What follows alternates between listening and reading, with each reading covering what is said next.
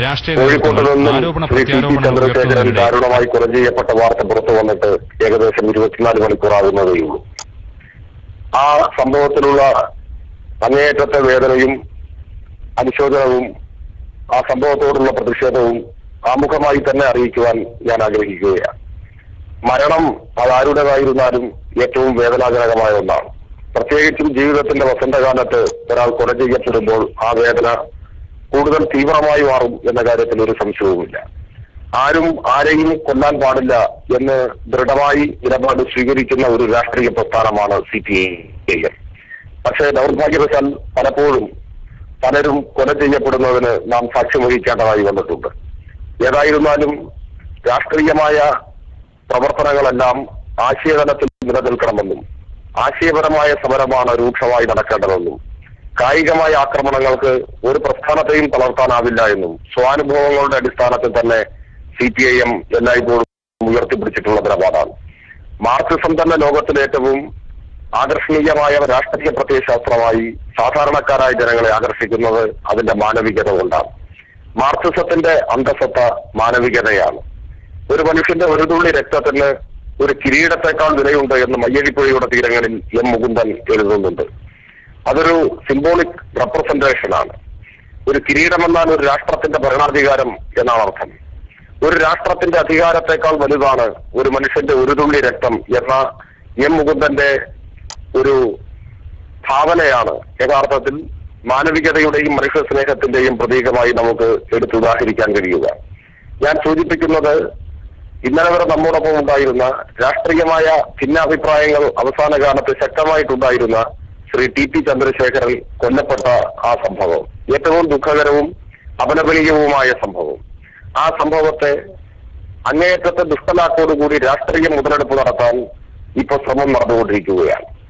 ഈ സംഭവം ഉണ്ടായി അരമണിക്കൂർ തികയുന്നതിന് മുൻപ് തന്നെ അത്ഭുതപ്പെടുത്തിക്കൊണ്ട് പുറത്തു വന്ന ചില പ്രസ്താവനകൾ ഇന്ത്യയുടെ ആഭ്യന്തര സഹമന്ത്രി ശ്രീ മുല്ലപ്പള്ളി രാമചന്ദ്രന്റെയും കേരളത്തിന്റെ ആഭ്യന്തരമന്ത്രി ശ്രീ തിരുവഞ്ചൂർ രാധാകൃഷ്ണന്റെയും കേരളത്തിന്റെ മുഖ്യമന്ത്രി ശ്രീ ഉമ്മൻചാണ്ടിയുടെയും KPCC പ്രസിഡന്റ് രമേശ് ചെന്നിത്തലയുടേതുമാണ്. യഥാർത്ഥത്തിൽ ദൗർഭാഗ്യകരമായ ഒരു സംഭവം, ഒരു കൊലപാതകം ഉണ്ടാകുമ്പോൾ അതിനെക്കുറിച്ച് കുറ്റമറ്റ രീതിയിൽ അന്വേഷണം നടത്തി പ്രതികൾ ആരായിരുന്നാലും അവരെ നിയമത്തിന്റെ മുൻപിൽ കൊണ്ടുവരികയും മാതൃകാപരമായ ശിക്ഷാ നടപടികൾ അവർക്ക് വാങ്ങിക്കൊടുക്കുകയും ചെയ്യുക എന്നതാണ് ഭരണകൂടത്തിന്റെ കർത്തവ്യം, ഗവൺമെന്റിന്റെ ഉത്തരവാദിത്വവും അതാണ്.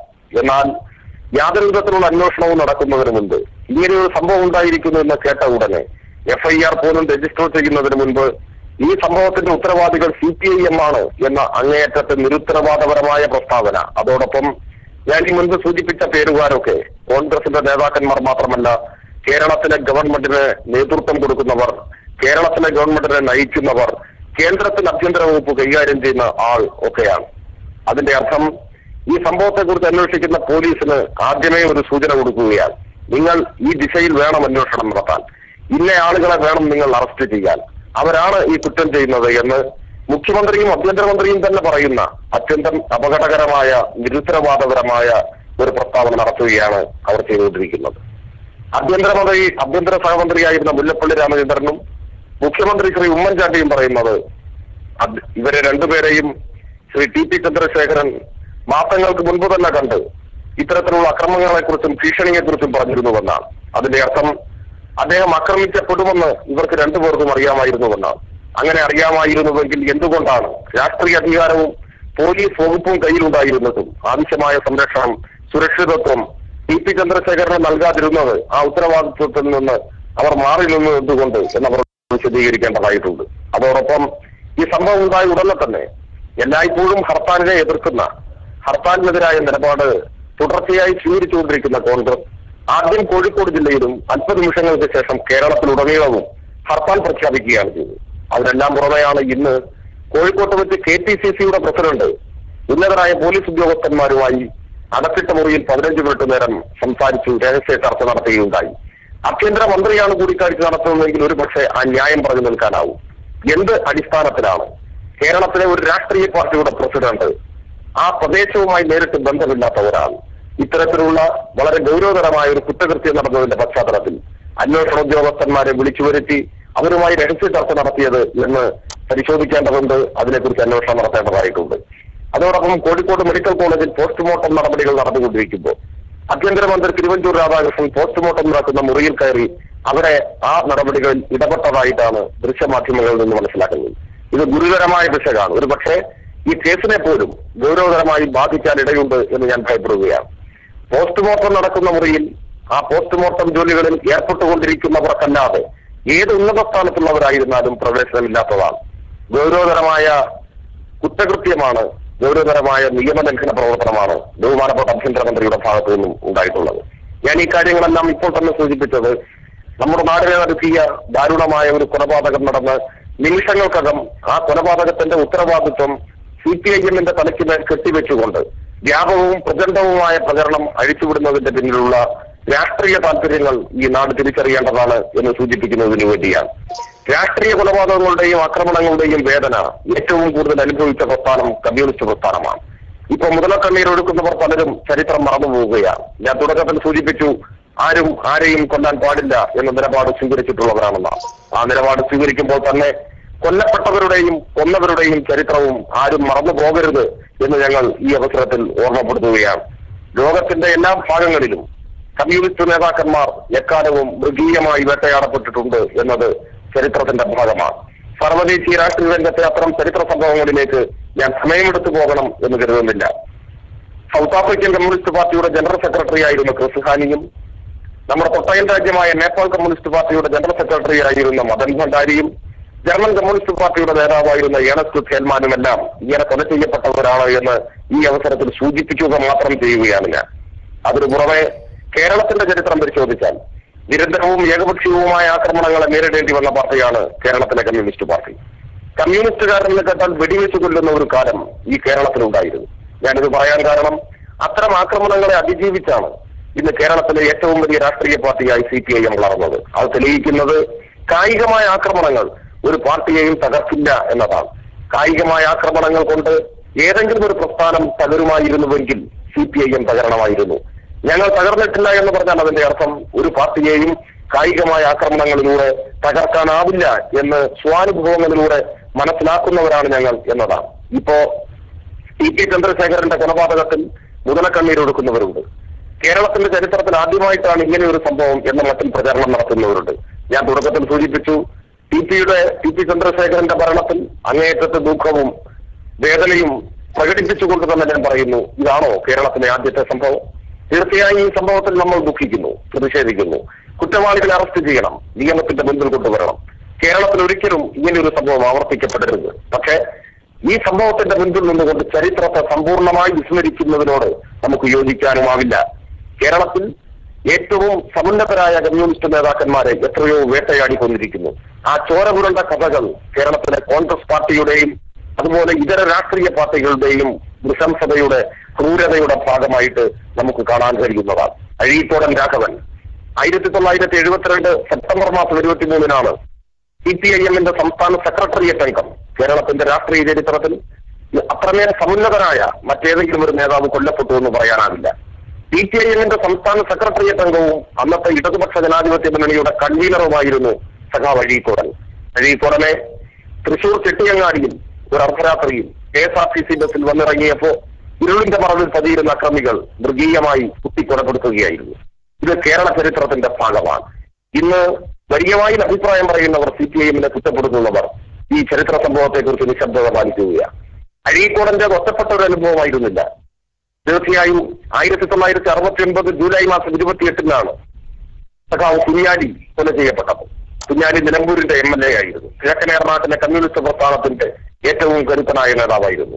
സ്വാതന്ത്ര്യാനന്തര ഇന്ത്യയുടെ ചരിത്രത്തിൽ ആദ്യമായി കൊല ചെയ്യപ്പെട്ട MLA അതായിരുന്നു സഖാവ് കുഞ്ഞാലി. കുഞ്ഞാലിയെ കൊലപ്പെടുത്തിയ കേസിലെ ഒന്നാം പ്രതി ഇന്ന് കേരള മന്ത്രിസഭയിലെ കോൺഗ്രസിന്റെ ഒരു മന്ത്രിയാണ്. ഈ ചരിത്രമൊന്നും ആരും മറന്നുപോകരുത്. സംശയാസ്പദമായ കോടതി വിധികളുടെ ബലത്തിൽ തലനാരിഴ ഏഴായി കീറിയുള്ള സാങ്കേതിക തെളിവുകളുടെ പരിശോധനയിൽ ഒക്കെ ഘാതകർ ചിലപ്പോൾ എന്നേക്കുമായി തുറങ്ങിലടക്കപ്പെട്ടതിൽ നിന്ന് രക്ഷപ്പെട്ടിട്ടുണ്ടാവാം. പക്ഷേ കേരളീയ മനസാക്ഷിയുടെ മുൻപിൽ, കേരളത്തിലെ ജനങ്ങളുടെ നീതിബോധത്തിന്റെ മുൻപിൽ കൊലയാളികൾ എന്നും കൊലയാളികളാണ് എന്ന് ഓർമ്മിക്കേണ്ടതായിട്ടുണ്ട്. സഖാവ് KT വത്സനൻ കൊല്ലപ്പെട്ടിട്ട് കുറച്ച് വർഷങ്ങൾ മാത്രമേ ആയിട്ടുള്ളൂ. അദ്ദേഹം തൃശ്ശൂരിലെ ചാവക്കാട് മുനിസിപ്പാലിറ്റിയുടെ ചെയർമാനായിരുന്നു. ഇന്ത്യയിൽ ആദ്യമായിട്ടാണ് ഒരു മുനിസിപ്പൽ ചെയർമാൻ മൃഗീയമായി കൊല്ലപ്പെട്ടത്. CPIMന്റെ നേതാവാണ് എന്ന ഒറ്റ കാരണത്താൽ അദ്ദേഹത്തെ മൃഗീയമായി തൃശ്ശൂരിൽ വെച്ച് കൊല്ലുകയായിരുന്നു. ഞാൻ KT വത്സലന്റെയും അഴീക്കോടൻ രാഘവന്റെയും കുഞ്ഞാലിയുടെയും അനുഭവം പറഞ്ഞത് അവർ മഹാന്മാരും സമുന്നതരുമായ നേതാക്കന്മാരായിരുന്നു എന്നതുകൊണ്ടാണ്.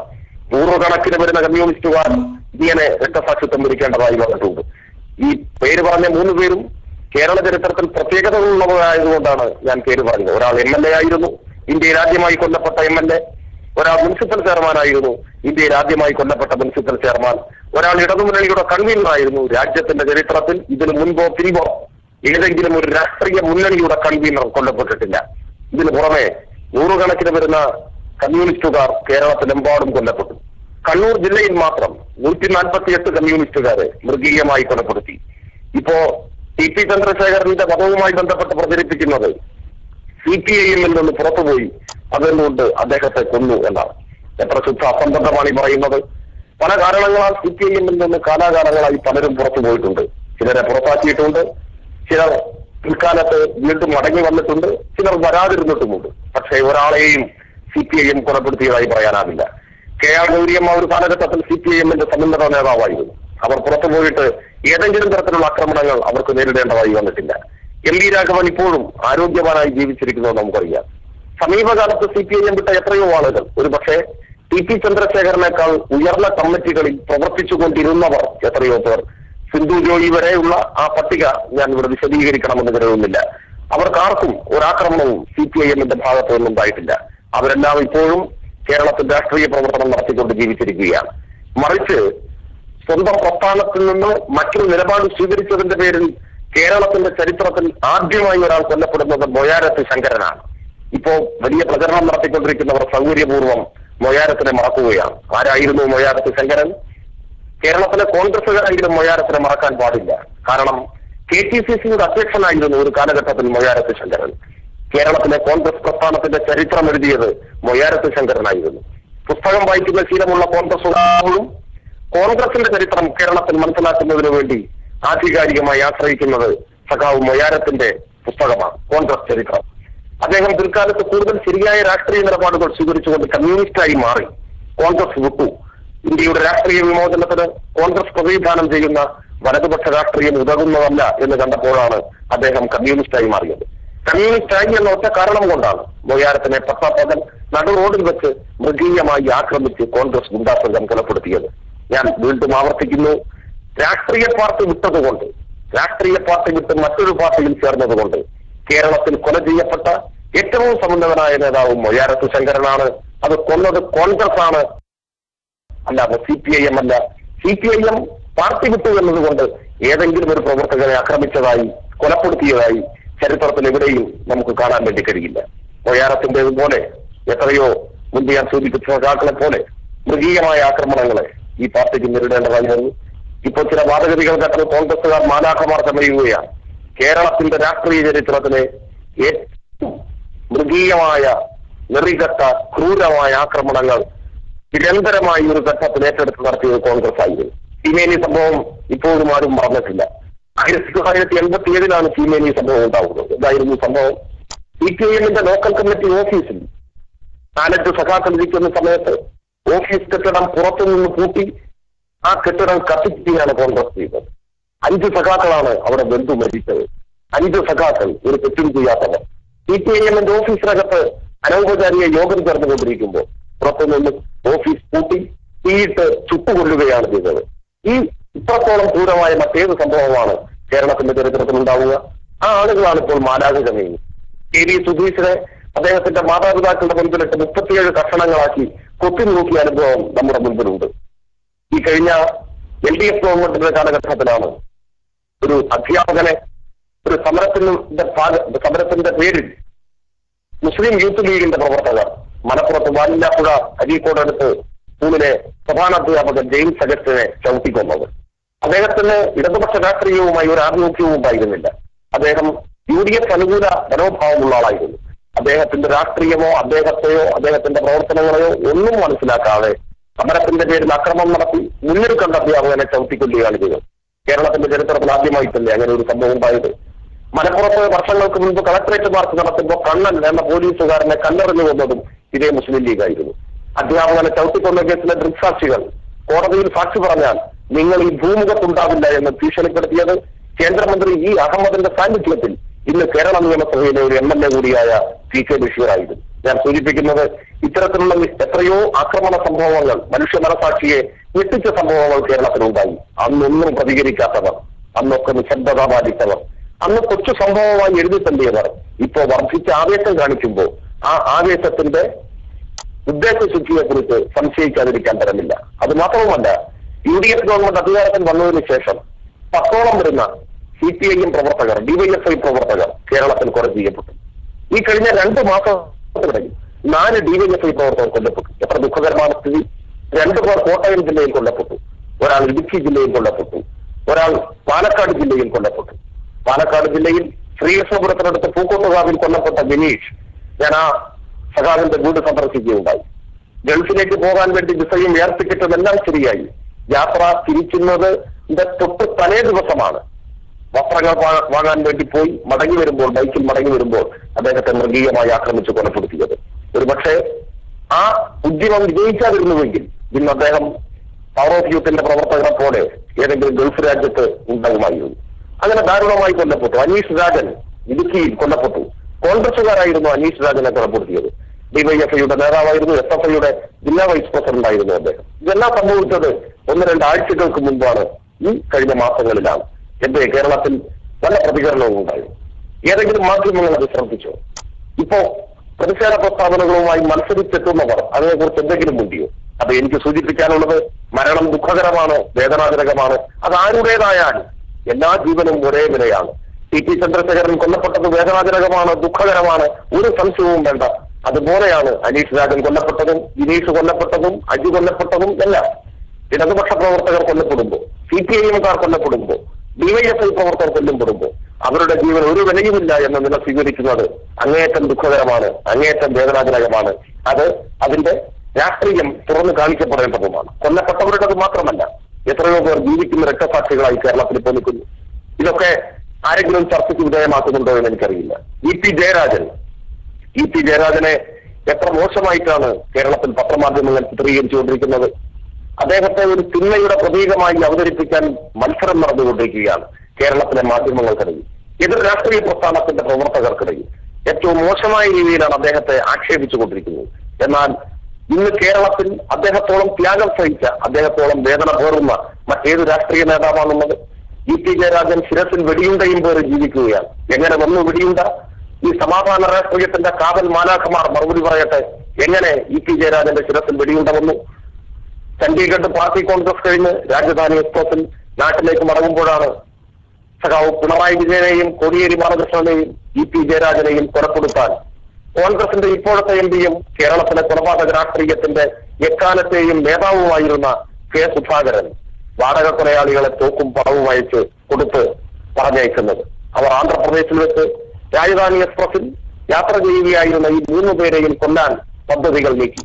എന്നാൽ അന്ന് മൊബൈൽ ഫോണൊന്നും ഇല്ലാത്ത കാലമായതുകൊണ്ട് ചണ്ഡീഗഡിൽ നിന്നും ഡൽഹിയിൽ നിന്ന് പുറപ്പെട്ടെങ്കിലും ബോംബെയിലെത്തിയപ്പോ മുൻകൂട്ടി തീരുമാനിച്ചതിൽ നിന്ന് ചില വ്യത്യാസം വന്നതുകൊണ്ട് കോടിയേരിയും പിണറായിയും ബോംബെയിൽ ഇറങ്ങുകയും EP ജയരാജൻ യാത്ര തുടരുകയുമാണ് ഉണ്ടായത്. ഇത് മനസ്സിലാക്കാത്ത കൊലയാളികൾ 3 പേരും ഉണ്ടാകുമെന്ന് കരുതി ട്രെയിനിൽ പരതിയപ്പോ EP മാത്രമാണ് കണ്ടത്. EP വെടിവെച്ച് കൊല്ലാനാണ് ശ്രമിച്ചത്. വെടിയുണ്ട ശിരസ് തുളഞ്ഞു കയറിയ EP മദ്രാസിയിലെ മലർ ആശുപത്രിയിലും അപ്പോളോ ആശുപത്രിയിലും ഉൾപ്പെടെ ദീർഘകാലത്തെ ചികിത്സയ്ക്ക് ശേഷമാണ് ആരോഗ്യം വീണ്ടും കിട്ടിയത്. പക്ഷേ ആധുനിക ശസ്ത്രക്രിയാ സങ്കേതങ്ങളെല്ലാം ഉപയോഗിച്ചിട്ടും അദ്ദേഹത്തിന്റെ ശിരസിൽ തുളഞ്ഞു കയറിയ വെടിയുണ്ടകൾ പൂർണ്ണമായി നീക്കം ചെയ്യാനായില്ല. ഇന്നും വേദന തിന്നാണ് ആ സഖാവ് ജീവിക്കുന്നത്. അദ്ദേഹത്തിന് ഒരുപോലെ കണ്ണടയ്ക്കാനാവില്ല. അദ്ദേഹത്തിന് ഉറങ്ങാൻ കഴിയില്ല. അദ്ദേഹത്തിന് ഉറങ്ങണമെങ്കിൽ ഓക്സിജൻ മാസ്കിന്റെ സഹായം ഉണ്ടാവണം. എല്ലാ രാത്രികളിലും ഓക്സിജൻ മാസ്ക് ഉപയോഗിച്ചുകൊണ്ടാണ് അദ്ദേഹം ശ്വാസോച്ഛ്വാസം നടത്തുന്നത്. ശിരസിൽ വെടിയുണ്ടയും കയ്യിൽ ഓക്സിജൻ മാസ്കുമായി വേദന തിന്ന് ഒരു നേതാവ് നമുക്കിടയിൽ ജീവിച്ചിരിക്കുന്നു എന്ന് നാം കാണേണ്ടതുണ്ട്. കോൺഗ്രസിന്റെ അക്രമ രാഷ്ട്രീയത്തിന്റെ ഇരയായി എന്തേ മാധ്യമങ്ങൾ ഈ കാര്യത്തിൽ നിശബ്ദത പാലിക്കുന്നു? EP ജയരാജന്റെ ഒറ്റപ്പെട്ടൊരു അനുഭവമല്ല. നിങ്ങൾ ഓർമ്മിക്കുന്നുണ്ടാവും, കഴിഞ്ഞ കേരള നിയമസഭയിൽ നോമിനേറ്റ് ചെയ്യപ്പെട്ട MLA ആയിരുന്നു സഖാവ് സൈമൺ ബ്രിട്ടോ. എല്ലാ MLAമാരും നിയമസഭയിൽ ചോദ്യം ചോദിക്കാൻ എഴുന്നേറ്റ് നിൽക്കുമ്പോൾ എല്ലാ MLA-മാരും പ്രസംഗിക്കാൻ എഴുന്നേറ്റ് നിൽക്കുമ്പോൾ സൈമൺ ബ്രിട്ടോ മാത്രം അദ്ദേഹം ഇരുന്നു കൊണ്ടാണ് പ്രസംഗിക്കാറ്. എന്താണ് കാരണം? ബ്രിട്ടോയ്ക്ക് എഴുന്നേറ്റ് നിൽക്കാനാവില്ല, ബ്രിട്ടോയ്ക്ക് ഒരടി നടക്കാനാവില്ല. കഴിഞ്ഞ 27 വർഷമായി സൈമൺ ബ്രിട്ടോ വീൽ ചെയറിലാണ്, ചക്ര കസേരയിലാണ്. എഴുന്നേറ്റ് നിൽക്കാനാവാതെ, ഒരടി നടക്കാനാകാതെ, വസ്ത്രം മാറാൻ പോലും പരസഹായം വേണം എന്ന നിലയിൽ നരകയാതന അനുഭവിച്ചുകൊണ്ട് അദ്ദേഹം ജീവിക്കുന്നു. എങ്ങനെ സംഭവിച്ചു ഇത്? വർഷങ്ങൾക്ക് മുൻപ് SFIയുടെ സംസ്ഥാന നേതാവായിരിക്കുമ്പോൾ കോൺഗ്രസ് ഗൂണ്ടാ സംഘം ആസൂത്രിതമായി കൊല്ലാൻ ശ്രമിച്ചതാണ് സൈമൺ ബ്രിട്ടോയെ. നട്ടലിനും ഹൃദയത്തിനും ശ്വാസകോശത്തിനും കരളിനും ആഴത്തിലുള്ള മുറിവേറ്റ് ആധുനിക വൈദ്യശാസ്ത്രം അദ്ദേഹം മരിച്ചു പോകും എന്ന് വിധിയെഴുതിയതാണ്. ബ്രിട്ടോ തന്നെ അദ്ദേഹത്തിന്റെ ഓർമ്മക്കുറിപ്പുകൾ എഴുതിയിട്ടുണ്ട്. എന്നെ ചികിത്സിച്ച ഡോക്ടർമാർ ഞാൻ മരിച്ചു പോകുമെന്ന് എന്റെ അടുത്തു നിന്ന് പറയുന്നത് ഞാൻ കേട്ടു. എനിക്ക് ബോധമില്ലെന്ന് കരുതിയാണ് അവരങ്ങനെ പറഞ്ഞത്. മരിച്ചു പോകുമെന്ന് ഡോക്ടർമാർ പറഞ്ഞത് കേട്ടപ്പോൾ ജീവിച്ചിരിക്കാൻ എനിക്ക് വാശിയായി അദ്ദേഹം എഴുതിയിട്ടുണ്ട്. വൈദ്യശാസ്ത്രത്തിന് വിസ്മയമായി ഇപ്പോഴും സൈമൺ ബ്രിട്ടോ നമുക്കിടയിൽ ജീവിച്ചിരിക്കുകയാണ്. ആ നൂറ്റാണ്ടിലധിക കാലമായി എഴുന്നേറ്റ് നിൽക്കാനാവാതെ എല്ലാ വേദനകളും അനുഭവിച്ചുകൊണ്ട് സമുന്നതനായ ഒരു നേതാവ്. എന്ത് മറുപടിയാണ് കോൺഗ്രസിന് പറയാനുള്ളത്? ബ്രിട്ടോയുടേത് മാത്രമല്ല, AK ബാലൻ വൈദ്യുതി വകുപ്പ് മന്ത്രിയായിരുന്നില്ലേ ബാലൻ?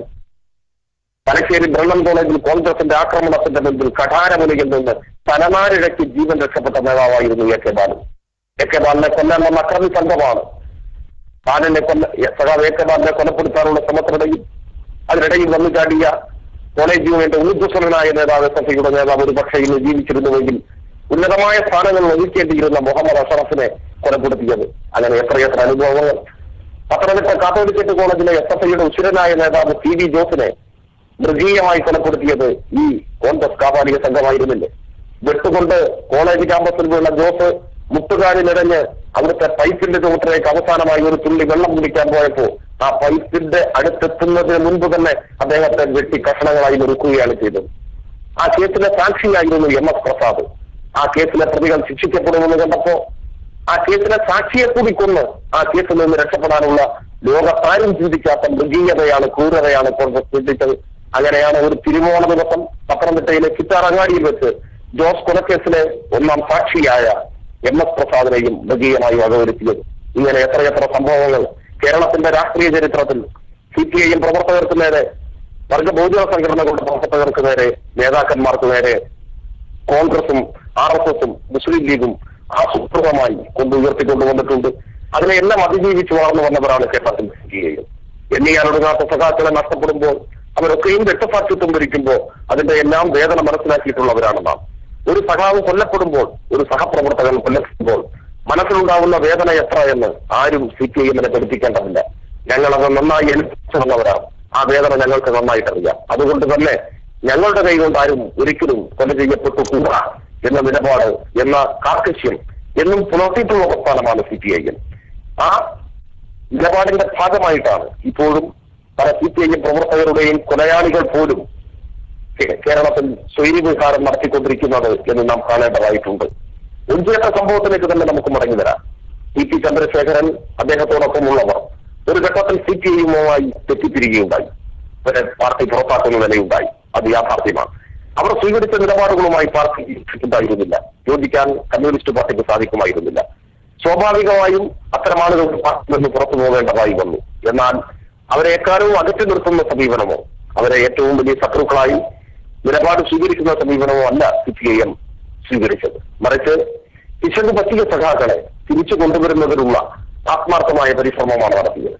ആ പരിശ്രമം വലിയൊരളവ് വരെ വിജയിച്ചു വരികയായിരുന്നു.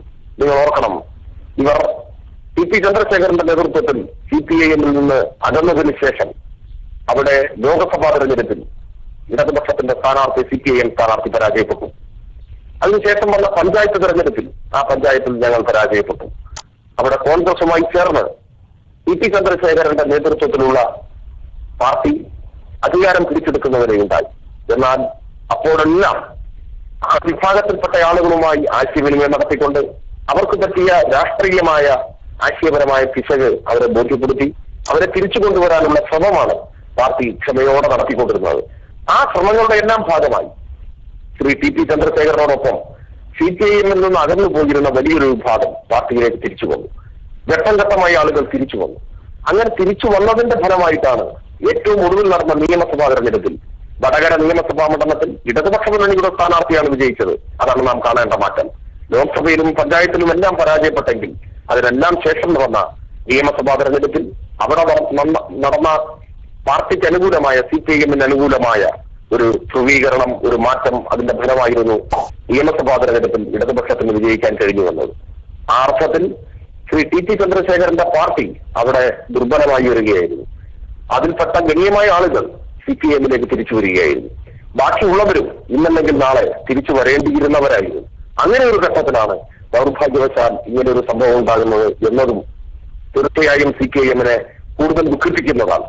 സകല പ്രതാപങ്ങളോടും കൂടി TP ചന്ദ്രശേഖരൻ നിന്നപ്പോ 3 വർഷങ്ങൾക്ക് മുൻപ് ഒരുപക്ഷെ CPIM-ൽ നിന്ന് ഒരുപാട് ആളുകൾ ആ പ്രദേശത്ത് വിട്ടുപോയൊരു ഘട്ടത്തിൽ അന്നൊന്നും ഇത്തരത്തിലൊരു സംഭവം ഉണ്ടായിട്ടില്ല എന്നുകൂടി നാം മനസ്സിലാക്കേണ്ടതുണ്ട്. അപ്പൊ സ്വാഭാവികമായി ഇപ്പോൾ ഉണ്ടാകുന്ന സംഭവം ഒരുപാട് സംശയങ്ങൾക്ക് ഇടം നൽകുന്നുണ്ട്. കാരണം ഓരോ തിരഞ്ഞെടുപ്പ് കേരളത്തിൽ വരുമ്പോഴും ഓരോ സ്ഫോടനാത്മകമായ സംഭവങ്ങൾ ഉണ്ടാകുന്നു എന്നതൊരു പ്രത്യേകതയാണ്. ഓർമ്മിക്കുന്നുണ്ടാവും, കുറച്ച് വർഷങ്ങൾക്ക് മുൻപ് തെരഞ്ഞെടുപ്പിന്റെ തൊട്ടു മുൻപാണ് കോഴിക്കോട് ജില്ലയിൽ തന്നെ വടകരയെടുത്ത് പെരുവമ്പറമ്പത്ത് നബീസ എന്ന ഒരു കഥ പെട്ടെന്ന് പൊട്ടിപ്പുറപ്പെടുന്നു. എല്ലാ മാധ്യമങ്ങളും അത് ആഘോഷിച്ചു. നബീസ എന്ന ഒരു സ്ത്രീയെ CPM-കാർ ബലാത്സംഗം ചെയ്തു എന്നായിരുന്നു കഥ. അപ്പോൾ ചില മാന്യന്മാർ അത് സൗകര്യപൂർവ്വം മറക്കാൻ ശ്രമിക്കുകയാണ്. ഇല്ലാത്തൊരു ബലാത്സംഗ കഥ പ്രചരിപ്പിച്ചു. മലയാള മനോരമയും മാതൃഭൂമിയും ചാനലുകളും അത് ആഘോഷിച്ചു. ആ ബലാത്സംഗത്തിന്റെ പേരിൽ തിരു എന്ന ഒരു ചെറുപ്പക്കാരനെ വെടിവെച്ചു കൊന്നു. നിങ്ങൾ ആലോചിച്ച് നോക്കൂ, ക്രൂരമായ ഒരു കൃത്യം അന്ന് അവിടെ നടന്നു. അന്ന് ഈ മാധ്യമ പുങ്കവന്മാരൊന്നും ഉണ്ടായിരുന്നില്ല ധാർമ്മിക രോഷം പങ്കുവെക്കാൻ. അങ്ങനെ ഒരു ചെറുപ്പക്കാരനെ വെടിവെച്ചു കൊന്ന് പെരുവമ്പറമ്പത്തെ നബീസയുടെ ബലാത്സംഗ കഥ കേരളത്തിലെമ്പാടും പ്രസംഗിച്ച് കേരളത്തിലെ പത്രമാധ്യമങ്ങളെല്ലാം അത് ആഘോഷിച്ച് ഒടുവിൽ ആ തിരഞ്ഞെടുപ്പിന് ശേഷം നബീസയും ഭർത്താവും തന്നെ പത്രസമ്മേളനം നടത്തി. ഞങ്ങളെ ആരും ആക്രമിച്ചിട്ടില്ല, ഞങ്ങളെ വെച്ചുകൊണ്ട് ചിലർ കളിക്കുകയായിരുന്നു എന്ന സത്യം പുറത്തു പറഞ്ഞു. ആ സമയത്ത് കൊല്ലപ്പെട്ട ചെറുപ്പക്കാരന്റെ ജീവൻ തിരിച്ചു കൊടുക്കാൻ കുറെ ആളുകൾക്ക് കഴിഞ്ഞോ?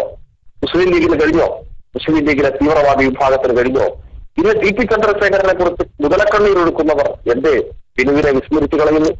അപ്പോൾ തിരുവമ്പറമ്പത്ത് നബീസയുടെ ഇല്ലാത്ത ബലാത്സംഗ കഥ പ്രചരിപ്പിച്ച് തെരഞ്ഞെടുപ്പിൽ വോട്ട് നേടിയതുപോലെ കഴിഞ്ഞ പിറവം ഉപതെരഞ്ഞെടുപ്പിന്റെ തൊട്ടു മുൻപ് സെൽവരാജ് എന്ന് പറയുന്ന ഒരാളെ പണം കൊടുത്ത് ഒരു CPIM MLA വിലയ്ക്ക് വാങ്ങിക്കൊണ്ട് ഒരു പുതിയ അന്തരീക്ഷം സൃഷ്ടിച്ച് അതിലേക്ക് ചർച്ചകൾ തിരിച്ചുവിട്ടതുപോലെ ഇപ്പൊ നെയ്യാറ്റിൻകര ഉപതെരഞ്ഞെടുപ്പിന്റെ പടിവാതിൽക്കലെത്തി നിൽക്കുമ്പോൾ TP ചന്ദ്രശേഖരനെ പോലൊരാളെ കൊലപ്പെടുത്തിയ സംഭവവുമായി ചേർത്ത് വായിക്കുമ്പോൾ ഒരുപാട് ദുരൂഹതകൾ, ഒരുപാട് സംശയങ്ങൾ നമ്മുടെ മുൻപിൽ ഉണ്ടാവുകയാണ്. ഒരു കാരണവശാലും CPIM പോലൊരു രാഷ്ട്രീയ പ്രസ്ഥാനം എതിരാളികളെ കൊന്നൊടുക്കുക എന്ന നിലപാട് സ്വീകരിക്കാത്ത ഒരു പ്രസ്ഥാനം ഇത്തരമൊരു വിഷയത്തിന്റെ മുൻപിൽ വലിയ പ്രചണ്ഡമായ പ്രചരണം അഴിച്ചുവിട്ട് CPIM ഇതാ ഒരു വലിയ ക്രൂരത ചെയ്തിരിക്കുന്നു എന്ന് പറഞ്ഞ് പരത്തി നെയ്യാറ്റിൻകര ഉപതെരഞ്ഞെടുപ്പിൽ എന്തെങ്കിലും നേട്ടമുണ്ടാക്കാൻ കഴിയുമോ എന്ന പരിശ്രമമാണ് ഇപ്പോൾ ഇവർ നടത്തിക്കൊണ്ടിരിക്കുന്നത്.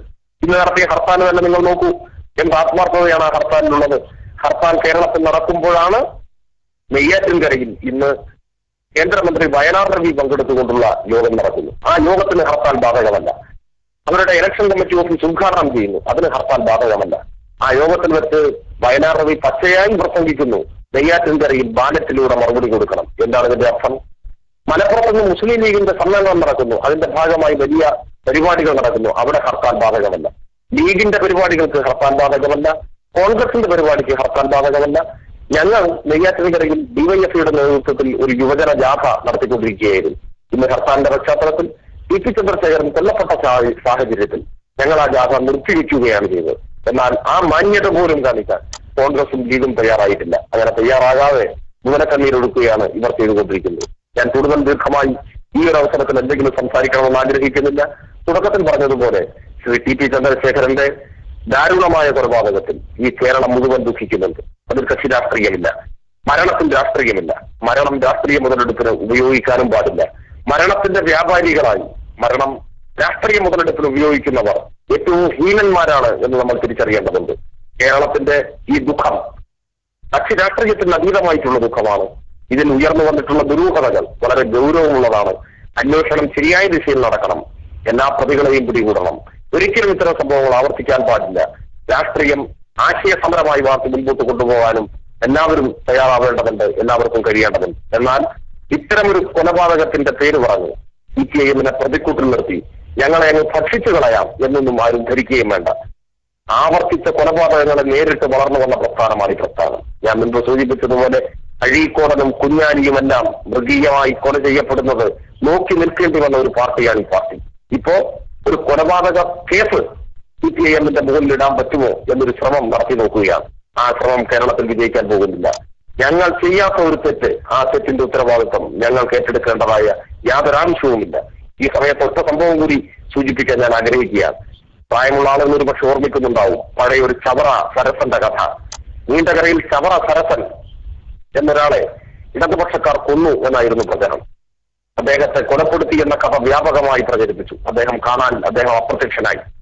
അദ്ദേഹത്തെ കൊലപ്പെടുത്തിയ ശേഷം ശവശരീരം ഫിഷിംഗ് ബോട്ടിൽ കയറ്റി പുറംകടലിൽ കൊണ്ടുപോയി കഷണങ്ങളാക്കി കൊത്തിമുറുക്കി മത്സ്യങ്ങൾക്ക് എറിഞ്ഞുകൊടുത്തു എന്നായിരുന്നു അന്നത്തെ കഥ. മലയാള മനോരമയും മാതൃഭൂമിയും ഈ കഥ ഒരുപാട് കുഴലൂതി നടന്നതാണെന്ന് അതിന്റെ പേരിൽ വൻപിച്ച പ്രചരണം നടത്തി. അന്ന് ബേബി ജോണിനെതിരായിട്ടായിരുന്നു ആ പ്രചരണം. RSPക്കെതിരായിട്ടായിരുന്നു പ്രചരണം. ബേബി ജോണിനെ പരാജയപ്പെടുത്തുന്നതിന് വേണ്ടിയായിരുന്നു ആ പ്രചരണം. അദ്ദേഹം അന്ന് പ്രതിപക്ഷത്തിന്റെ കൂടി നേതാവായിരുന്നു. അങ്ങനെ പ്രചരണമെല്ലാം നടത്തി തിരഞ്ഞെടുപ്പെല്ലാം കഴിഞ്ഞ് എല്ലാവരും ചവറ സരസനെ മറന്നു. പക്ഷേ ഒരു സുപ്രഭാതത്തിൽ ചവറ സരസൻ തിരികെ വന്നു.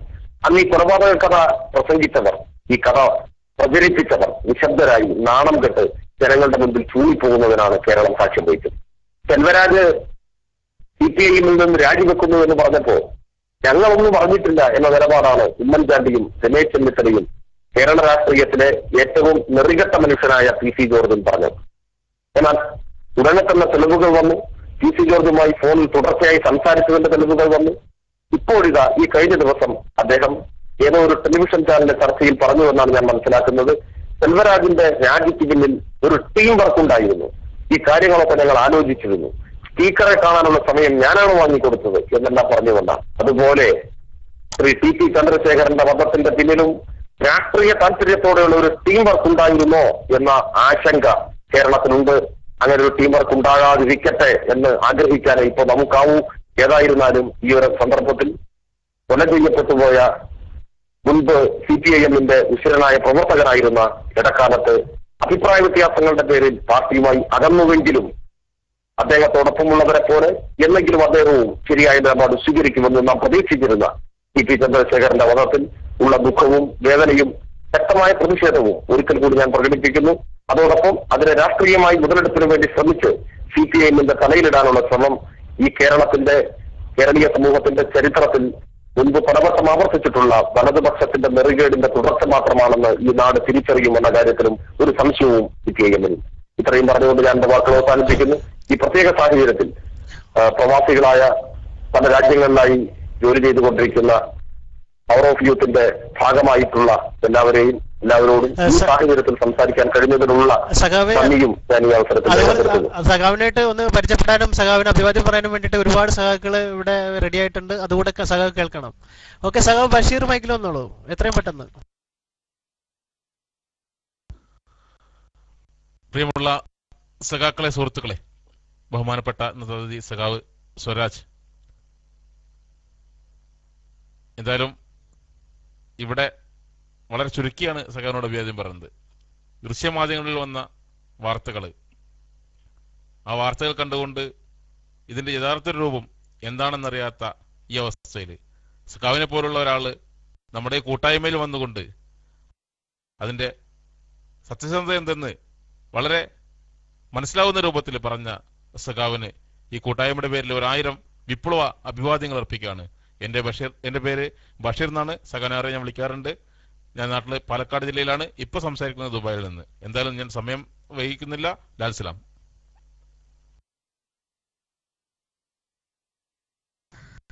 ഹലോ ലാൽസലാം സഖാവേ, ലാൽസലാം സഖാക്കളെ, ഞങ്ങളുടെ ക്ഷണം സ്വീകരിച്ച് ഇവിടെ എത്തിയ സഖാവ് M സ്വരാജിന്, ഡിവൈഫൈയുടെ സംസ്ഥാന പ്രസിഡന്റ് സഖാവ് സ്വരാജിന് പവർ ഓഫ് യൂത്ത് ഞങ്ങളുടെ കൂട്ടായ്മയുടെ പേരിൽ അഭിവാദ്യങ്ങൾ അർപ്പിക്കുകയാണ്.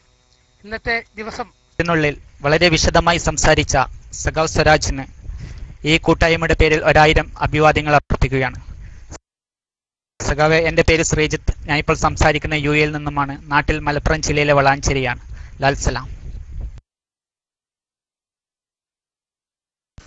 ഹലോ സഖാക്കളെ, ലാൽസലാം.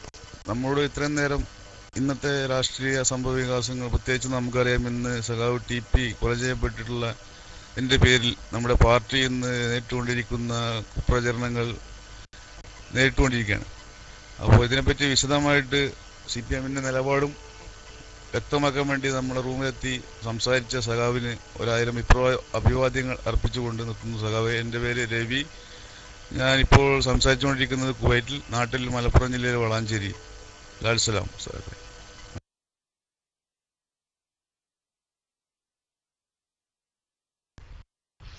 ലാൽസലാം സഖാവെ, എൻ്റെ പേര് അസീസ് ബാബു. ഞാൻ നാട്ടിൽ നിന്ന് തന്നെയാണ് സംസാരിക്കുന്നത്.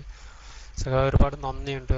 അതോടൊപ്പം തന്നെ ഞങ്ങൾ ഇന്നലെ TP ചന്ദ്രശേഖരൻ മരണപ്പെട്ടത് മുതൽ റൂമിനകത്ത് നിന്ന് വിവിധ ആളുകൾ വന്ന് ഉന്നയിച്ചിരുന്ന ഒരുപാട് ചോദ്യങ്ങൾക്കുള്ള ഉത്തരം കൂടിയാണ് സഖാവിൻ്റെ ഇന്നത്തെ സംസാരത്തിലൂടെ ഞങ്ങൾക്ക് ലഭിച്ചിരിക്കുന്നത്. അതോടൊപ്പം തന്നെ നാട്ടിൽ വിവിധ രാജ്യങ്ങളിലായിട്ട് കഴിയുന്ന ഒരുപാട് ആളുകളാണ് ഈ റൂമിനകത്ത്. അവരെല്ലാം തന്നെ ഈ വാർത്താ ചാനലുകളിലൂടെ വരുന്ന അല്ലെങ്കിൽ ഇവർ കെട്ടിച്ചമയ്ക്കുന്ന കഥകൾ മാത്രമാണ് അറിയാൻ വേണ്ടി സാധിക്കുന്നത്. പിന്നെ നമ്മളപ്പോൾ നാട്ടിൽ നിന്ന് കൊടുക്കുന്ന ഈ കിട്ടുന്ന എത്ര അറിവുകളാണ് പ്രധാനമായിട്ടും നമുക്ക് ഇതിൽ മറുപടിയായിട്ട് പലപ്പോഴും കൊടുക്കാൻ വേണ്ടി സാധിക്കുക. അതിൽ വളരെ വിശദമായി തന്നെ നല്ലൊരു ക്ലാസ് തന്നെ സഖാവ് തന്നു. ഒരുപാട് നന്ദിയുണ്ട്, ഒരുപാട് സന്തോഷവുമുണ്ട്.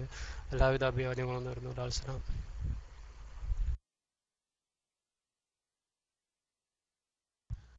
ഹലോ ലാൽസലാം സഖാക്കളെ. ലാൽസലാം സഖാവ് സ്വരാജ്.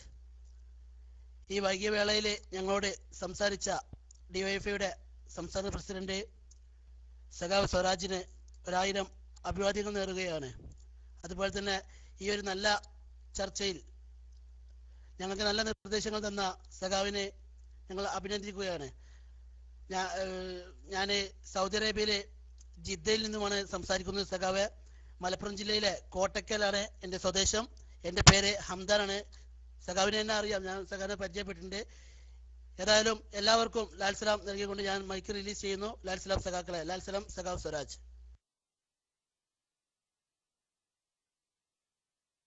ഹലോ സഖാവ്, അവസാനമായിട്ട് സഖാവിനുള്ള നന്ദി പ്രസംഗം അസീസ് വേങ്ങരയാണ്. സഖാവ് മൈക്കിലേക്ക് വന്നു. അതിനുശേഷം സഖാവിന് ഞങ്ങൾക്ക് തരാനുള്ള നിർദ്ദേശങ്ങളും അതുപോലെ തന്നെ പല ടെക്സ്റ്റുകളും ഇവിടെ കുറെ ആളുകൾ അടിക്കുന്നുണ്ട്. ഇപ്പോൾ 7 പേരും CPM-കാരെയാണ് പിന്നെ ഈ കൊലപാതകത്തിൽ പിടിക്കപ്പെട്ടത് എന്നൊക്കെ പറഞ്ഞുള്ള ടെക്സ്റ്റുകൾ ഇവിടെ കാണുന്നുണ്ട്. ഞങ്ങൾ അവരെല്ലാവരെയും ഈ മൈക്കിലേക്ക് തന്നെ ക്ഷണിക്കുകയായിരുന്നു. കാരണം സഖാവിനോട് നേരിട്ട് ചോദിക്കാൻ തന്നെ അവസരം കൊടുക്കാം എന്നൊക്കെ ഞങ്ങൾ പറഞ്ഞിരുന്നു. പക്ഷെ എങ്കിലും അവരൊക്കെ ഇവിടെ ഇരുന്നുകൊണ്ട് ഇപ്പോഴും പല ടെക്സ്റ്റുകളും CPM-നെതിരെ അടിച്ചുകൊണ്ടിരിക്കുകയാണ്. അത് എന്തായാലും സഖാവ് അസീസ് വേങ്ങര സഖാവിന് നന്ദി പറയുന്നതിനായിട്ട് മൈക്കിൽ വന്നോളൂ.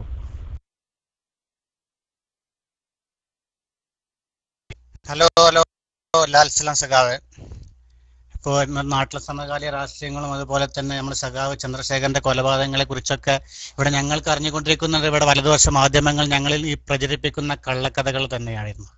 എന്നാൽ അതിനൊക്കെ വ്യത്യസ്തമായിക്കൊണ്ട് നമ്മുടെ പാർട്ടി എടുത്ത നിലപാടുകളും നമ്മുടെ പാർട്ടി ഉള്ള കാര്യങ്ങളും ഒക്കെ തന്നെ ഞങ്ങളോട് ഈ പ്രവാസികളായി ഞങ്ങളോട് പങ്കുവെച്ച സഖാവിന് 1000 അഭിവാദ്യങ്ങൾ അർപ്പിക്കുകയാണ്. സഖാവ്, എൻ്റെ പേര് അസീസാണ്. ഞാൻ മലപ്പുറം വേങ്ങരയിലാണ്.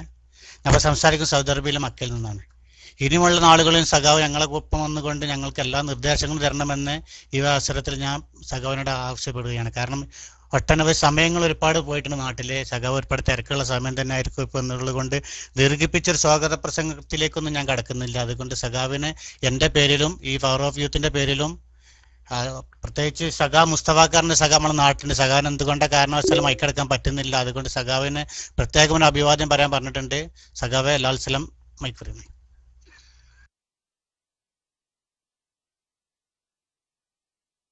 സംസാരിച്ചോളൂ, എല്ലാവർക്കും കേൾക്കാം. അതുപോലെ തന്നെ പലരും ഇനിയും മൈക്കിലേക്ക് വരാനുണ്ട്, പക്ഷെ സമയം അതിക്രമിച്ചിരിക്കുകയാണ്. അതുകൊണ്ട് സഖാവിന് പറയാനുള്ളത് പറയാം. ഓക്കെ, സഖാവ് പറഞ്ഞോളൂ. തീർച്ചയായും ഈ പവർ ഓഫ് യൂത്തിന്റെ ഭാഗമായി ഇങ്ങനെ ആനുകാലികമായ പ്രസക്തിയുള്ള വിഷയങ്ങളെ സംബന്ധിച്ച് ആശയവിനിമയം നടത്തുന്നതിനുള്ള ഈ പരിശ്രമത്തെ മുൻപും ഞാൻ പങ്കെടുത്തതിന്റെ ഭാഗമായി സംസാരിച്ചിട്ടുണ്ട് വിവിധ വിഷയങ്ങളെ സംബന്ധിച്ച്. അന്നെല്ലാം സൂചിപ്പിച്ചതുപോലെ തന്നെ ഈ രാഷ്ട്രീയമായ ജാഗ്രതയെ ഞാൻ അഭിനന്ദിക്കുകയാണ്. ഇവിടെ മുൻപ് സൂചിപ്പിച്ചത് 7 പേർ ഇതിൽ അറസ്റ്റിലായി, അവർ CPIM-കാരാണ് എന്നൊരു പ്രചരണം നടക്കുന്നതിനെ കുറിച്ചാണ്. ഒരുപാട് പ്രചരണം കേരളത്തിൽ ഇപ്പോൾ നടന്നുകൊണ്ടിരിക്കുന്നുണ്ട്. ഇപ്പോ പോലീസ് മുൻപ് ഞാൻ സൂചിപ്പിച്ചതുപോലെ ഭരണാധികാരികളുടെ മുൻകൂട്ടിയുള്ള നിർദ്ദേശമനുസരിച്ച് അന്വേഷണം ആ വഴിക്ക് നീങ്ങുന്നുണ്ടോ തുടങ്ങിയ കാര്യങ്ങളെ കുറിച്ച് ഈ ഘട്ടത്തിൽ നമുക്ക് അഭിപ്രായം പറയാനാവില്ല. ഏതായാലും ഇപ്പോൾ പോലീസിന്റെ കസ്റ്റഡിയിലായിട്ടുള്ളവർ, പോലീസ് സംശയിക്കുന്ന പ്രതികൾ, അവരുടെ പേരുവിവരങ്ങൾ മാധ്യമങ്ങളിലൂടെ പുറത്തു വന്നത് വെച്ച് അവരൊന്നും CPIM-വുമായി യാതൊരു ബന്ധവുമില്ലാത്തവരാണ്. ഒരു ചാനലിൽ പറഞ്ഞത് അവരൊന്നും CPIM-ലെ അംഗങ്ങളോ ഘടകങ്ങളിൽ പ്രവർത്തിക്കുന്നവരോ അല്ല എന്ന് പറയാൻ ഒരു ചാനൽ തയ്യാറായിട്ടുണ്ട്. എന്തായിരുന്നാലും ഞാൻ വളരെ ഉത്തരവാദിത്വത്തോടുകൂടി പറയുന്നു, ഇവിടെ പേര് പറഞ്ഞു കേട്ടിട്ടുള്ള ഒരു റഫീഖ്, പിന്നെ ഈ വാഹനത്തിന്റെ ഉടമ, സംശയിക്കപ്പെടുന്ന വാഹനത്തിന്റെ ഉടമ എന്ന പേരിൽ പറഞ്ഞ ഒരു നവീൻ ദാസ്, അയാളുടെ സഹോദരൻ, ഈ വാഹനം വാടകയ്ക്ക് ആദ്യമായി എടുത്തു എന്ന് ഇപ്പോ പോലീസ് സംശയിച്ചുകൊണ്ടിരിക്കുന്ന ഒരു ഹാരിസ്, ഇങ്ങനെ ചില പേരുകളാണ് ഇപ്പൊ പുറത്തു വന്നിട്ടുള്ളത്. ഈ പേരുകാരും CPIM-ന്റെ ഭാഗമായി പ്രവർത്തിക്കുന്നവരോ പാർട്ടി അംഗങ്ങളോ ഏതെങ്കിലും ഘടകത്തിലുള്ളവരോ DYFI അംഗങ്ങളോ ഏതെങ്കിലും വർഗബഹുജന സംഘടനയിലെ അംഗങ്ങളോ അല്ല. ഒരു തരത്തിലും അത്തരത്തിൽ ബന്ധമുള്ളവരല്ല ഇപ്പോ പേര് പറഞ്ഞിട്ടുള്ള ആരും. എന്നിട്ടും ഇവരൊക്കെ CPIM-കാരാണ് എന്ന ഒരു അടഞ്ഞ ആക്ഷേപം സ്വാഭാവികമായും മുൻപ് ഞാൻ സൂചിപ്പിച്ച രാഷ്ട്രീയമായ ലാഭം, നെയ്യാറ്റിൻകര ഉപതെരഞ്ഞെടുപ്പ്, ഇത്തരം കാര്യങ്ങളെല്ലാം വെച്ചുകൊണ്ടാണ് എന്ന് സംശയിക്കാനേ തരമുള്ളൂ. ഏതായിരുന്നാലും പാർട്ടിക്ക് ഈ സംഭവവുമായി യാതൊരു ബന്ധവുമില്ല എന്നത് സാഹചര്യ തെളിവുകൾ കൊണ്ട് പകല് പോലെ വ്യക്തമാണ്. അതുപോലെ തന്നെ ഉപതെരഞ്ഞെടുപ്പ് ഒരു ഫ്ലാഷ് ന്യൂസ് വരുന്നത് ഓർക്കാട്ടേരിയില് CPM-ന്റെ ഓഫീസ് കത്തിച്ചു എന്നൊരു ഫ്ലാഷ്. അതെ, CPIM ലോക്കൽ കമ്മിറ്റി ഓഫീസ് കത്തിച്ചിരിക്കുന്നു. അതോടൊപ്പം അവിടെ പാർട്ടി അനുഭാവികൾ, പാർട്ടിയുടെ പ്രവർത്തകരല്ലാത്ത, പാർട്ടിക്ക് വോട്ട് മാത്രം ചെയ്യുന്ന സാധാരണക്കാരായ മനുഷ്യർ, പാർട്ടി പ്രവർത്തകർ, പാർട്ടി ബ്രാഞ്ച് സെക്രട്ടറി, ഇങ്ങനെ നൂറുകണക്കായ ആളുകളുടെ വീടുകൾ കത്തിക്കുന്നു. വീടിന് നേരെ ആക്രമണം. ഇത് സംഘടിതമായ ആക്രമണമാണ്. ഈ ആക്രമണത്തിന്റെ പിന്നിലുള്ളത് UDF ആണ്. ഈ സംഭവത്തിന്റെ മറവിൽ പാർട്ടി ഓഫീസുകളും പാർട്ടി പ്രവർത്തകരുടെ വീടുകളും സ്വത്തുവകകളും നശിപ്പിക്കുക, ആക്രമിക്കുക എന്ന നില അവിടെ സ്വീകരിച്ചിട്ടുണ്ട്. അതിനെയെല്ലാം തന്നെ ധീരമായി നേരിട്ട് പാർട്ടി മുൻപോട്ട് പോകും. ഒരു ദാരുണമായ കൊലപാതകത്തിന്റെ മറവിൽ നാട്ടിൽ കലാപം അഴിച്ചുവിടാനുള്ള ശ്രമമാണ് നടക്കുന്നത്. ആ ശ്രമത്തെ കേരളത്തിലെ ആ പ്രദേശത്തെ വസ്തുതകളെ കുറിച്ച് നന്നായി അറിയാവുന്ന മനുഷ്യർ ചെറുത്തു തോൽപ്പിക്കും. വെളുക്കാൻ തേച്ചതല്ല ഇവർക്ക് പാണ്ടായി ഭവിക്കും. ഏത് നിലയ്ക്ക് നോക്കിയാലും TP ചന്ദ്രശേഖരന്റെ വധം ഇപ്പോ ആവശ്യമായി വന്നിട്ടുള്ളത്, ഇതിന്റെ വാർത്തകളും മറ്റും വെച്ച് നോക്കുമ്പോൾ ആവശ്യമായി വന്നിട്ടുള്ള UDF-നാണ്. നമ്മളെ സംബന്ധിച്ചാണെങ്കിൽ TP ചന്ദ്രശേഖരൻ പാർട്ടി വിട്ടുപോയ സമയത്ത് പാർട്ടിയിൽ നിന്ന് നല്ലൊരു വിഭാഗം ആളുകൾ അദ്ദേഹത്തോടൊപ്പം ഉണ്ടായിരുന്നു. അവർ ഘട്ടം ഘട്ടമായി തിരിച്ച് പാർട്ടിയിലേക്ക് വന്നതിന്റെ സൂചനയാണ് കഴിഞ്ഞ നിയമസഭാ തെരഞ്ഞെടുപ്പിൽ നമുക്ക് ജയിക്കാൻ പറ്റിയത്. ഞാൻ ആ ഭാഗത്ത് ഓർക്കാട്ടേരി, അഴിഞ്ഞിലം, അതുപോലെ അഴിയൂര്, ഏറാമല, ഒഞ്ചിയം, ആ ഭാഗങ്ങളിലൊക്കെ നാദാപുരം റോഡ്, അവിടെങ്ങളിലെല്ലാമായി ചുരുങ്ങിയത് ഒരു 10-15 പൊതുപരിപാടികളിൽ പാർട്ടി യോഗങ്ങളിലെങ്കിലും പങ്കെടുത്തിട്ടുള്ള ആളാണ് ഈ കാലയളവിനകത്ത്. അവിടെ വന്നിട്ടുള്ള മാറ്റം ഞങ്ങൾക്കെല്ലാം നന്നായിട്ട് അറിയാവുന്നതാണ്. നമ്മുടെ പാർട്ടിയിൽ നിന്ന് വഴിതെറ്റിപ്പോയ സഖാക്കളെ ശരിയായ ദിശയിൽ തിരിച്ചു കൊണ്ടുവരുന്ന പ്രവർത്തനം വലിയൊരളവ് വരെ വിജയിച്ച പ്രദേശമാണ്. ഇപ്പൊ അങ്ങനെ ഒരു തലവേദനയെ അവിടെ പാർട്ടിക്കില്ല. ആ സമയത്താണ് ദൗർഭാഗ്യവശാൽ ഇദ്ദേഹം കൊല്ലപ്പെടുന്നത്. അതൊരു ഉപതെരഞ്ഞെടുപ്പിന്റെ തൊട്ടു മുൻപാണ്. അതിന്റെ അമിതമായ താല്പര്യം കാണിച്ചുകൊണ്ട് അതിൽ ചാടി വീണ കോൺഗ്രസ് ഉടൻ ഹർത്താൽ പ്രഖ്യാപിക്കുകയാണ്. ഹർത്താലിൽ ഒരു ആത്മാർത്ഥതയുമില്ല എന്നതാണ് ഞാൻ പറഞ്ഞത്. നെയ്യാറ്റിൻകരയിൽ അവരുടെ പരിപാടിക്ക് മാറ്റമില്ല, മലപ്പുറത്ത് ലീഗിന്റെ പരിപാടിക്ക് മാറ്റമില്ല. അപ്പൊ ഇത്തരത്തിലുള്ള സാഹചര്യങ്ങളെല്ലാം വിരൽ ചൂണ്ടുന്ന ചില ദുരൂഹതകളിലേക്കാണ്. ഇപ്പോൾ ചില വാർത്തകൾ വന്നുകൊണ്ടിരിക്കുന്നത് ഇത് കൊട്ടേഷൻ കൊടുത്തിരിക്കുന്നു എന്നൊരു വാർത്ത. 35 ലക്ഷം രൂപയ്ക്ക് കൊട്ടേഷൻ ഏറ്റെടുത്തതാണ് ഈ കൊലയാളി സംഘം എന്നൊരു വാർത്ത. അതിൽ ചില തീവ്രവാദ സംഘടനകൾക്കും പങ്കുണ്ട് എന്ന വാർത്ത. ഇതെല്ലാം അന്വേഷണത്തിന്റെ ഭാഗമായി തെളിയിക്കപ്പെടേണ്ടതാണ്. ആർക്കായിരുന്നു TP ചന്ദ്രശേഖരൻ ജീവിച്ചിരിക്കുന്നതിൽ അസ്വസ്ഥതയുണ്ടായിരുന്നത്? അല്ലെങ്കിൽ TP ചന്ദ്രശേഖരനെ കൊന്നാൽ ആർക്കാണ് ലാഭം? എന്തായിരുന്നാലും CPIM-നല്ല, അദ്ദേഹം ജീവിച്ചിരിക്കുന്നതിൽ ഒരു അസഹിഷ്ണുതയും ഒരു അസ്വസ്ഥതയും CPIM-നില്ല.